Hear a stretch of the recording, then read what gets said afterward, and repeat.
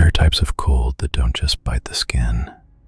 They crawl inside, chilling the very soul. In the deep woods of Minnesota and along the Canadian border, where winter feels like an eternity, there exists a superstition older than America itself. The indigenous peoples of the Algonquin tribes believed that if a human being, driven by desperation and starvation, tastes the flesh of another, they cease to be human. They become a Wendigo. The narrator, a forensic psychiatrist who has investigated cases of so-called Wendigo psychosis in isolated northern settlements, claims that this entity is the ultimate personification of pure consumption. The Wendigo is described as a towering, gaunt creature with translucent skin stretched tight over its bones. Its eyes are sunken deep within the skull, and its lips are gnawed away by its own teeth in a futile attempt to soothe the pain. But the most terrifying detail is its growth. With every piece of flesh the Wendigo consumes, it grows larger, but its hunger grows even faster. It is a creature condemned to an eternal, hollow void. This is not just a monster from a fairy tale. It is a biological warning. The narrator notes that under conditions of extreme deprivation, when the brain is in a state of chemical chaos from prolonged starvation, moral boundaries dissolve. But the superstition says the Wendigo is a parasitic spirit. It doesn't wait for you to commit the act. It pushes you toward it. It comes in dreams. It whispers in the whistle of the blizzard. It convinces you that your companion is nothing more than meat. One of the most famous cases occurred in the late 19th century with a hunter named Swift Runner. He was a model father and an expert guide.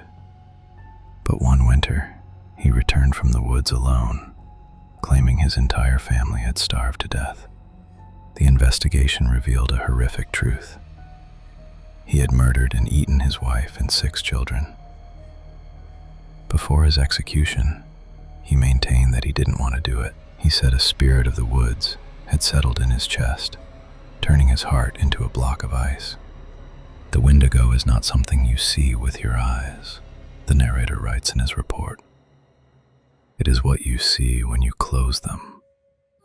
It is the voice that tells you that you are more important than everyone else, that the world around you is merely a resource for your survival. Physically, the Wendigo is the perfect hunter. Its heart is a core of ice that cannot be melted by common fire. Its senses are sharpened to a razor's edge. It hears every stumble in your pulse and smells your fear from miles away. The narrator describes how being within a Wendigo's hunting zone triggers a specific symptom: Wendigo fever. A person begins to feel an unbearable heat indoors, tearing off their clothes and running out into the sub-zero frost, where the one who has become the forest is already waiting. Today, psychology views the Wendigo as a metaphor for greed. In our modern world, the Wendigo takes the form of corporations devouring the planet's resources, or individuals building their success upon the ruins of others' lives. It is the concept of infinite growth in a finite space, which inevitably leads to self-destruction. But in the thickets of the northern woods, it remains a real, primal fear. The narrator recalls the story of a ranger who found tracks in the snow that looked human, but the stride between them was nearly 10 feet. The tracks led deep into the brush and abruptly vanished, as if the creature had simply taken flight or dissolved into the snow itself. The superstition warns: if you hear your name spoken by the wind in a winter forest, do not answer. If you see a tall, thin figure hiding behind the trees in the dark, do not look it in the eye. For the Wendigo does not just kill the body, it infects your mind with its infinite emptiness. The narrator concludes our American cycle with a thought that unites all these legends. Skinwalkers, black-eyed children, Bloody Mary, and the Wendigo. They are all different faces of the same darkness. They exist at the edge of our civilization, reminding us that we are only guests in this world. And beneath the thin veneer of our politeness and technology, ancient instincts are still hiding, waiting for a moment of weakness to wake up. Remember, the hunger of the Wendigo cannot be sated with food. It can only be held back by the warmth of a human heart. Do not let your heart turn to ice.